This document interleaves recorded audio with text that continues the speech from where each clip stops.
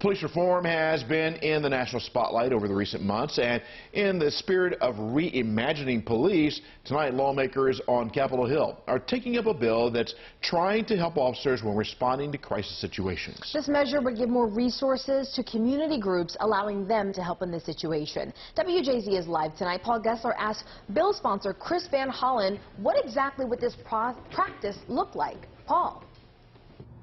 Hi, Nicole. Hi, Vic. So local activists here in Baltimore touted this new bill as well. It would create grants to help build up behavioral health groups to respond to calls alongside police.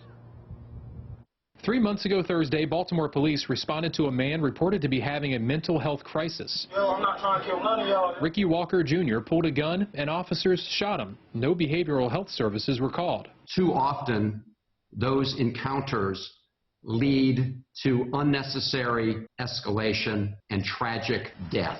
Senator Chris Van Hollen introduced a bill Thursday to provide more resources to groups aimed at de-escalating. The man was shot, but he was dealing with mental health issues. I think it's important to understand that a proposal like this doesn't stop police from being involved. Baltimore activist Aaron Mabin says the legislation is part of a national conversation to rethink how police are used. We need to see this implemented in cities like Baltimore. Lawmakers also cited the in-custody death of Daniel Prude after Rochester, New York police were called about a psychotic episode. Daniel Prude and so many others should be alive today. Advocates argue police are trained differently than behavioral health specialists.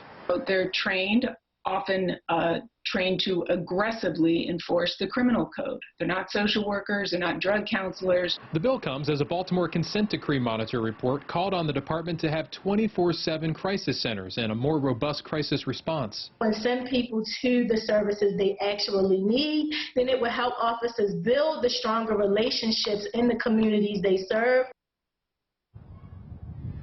Back live now. To learn more about that consent decree monitor report published yesterday, we've linked to it on WJZ.com. Meanwhile, this community-based response act introduced today would provide grants for each of the next 7 years if passed. Reporting live tonight, I'm Paul Gessler for WJZ.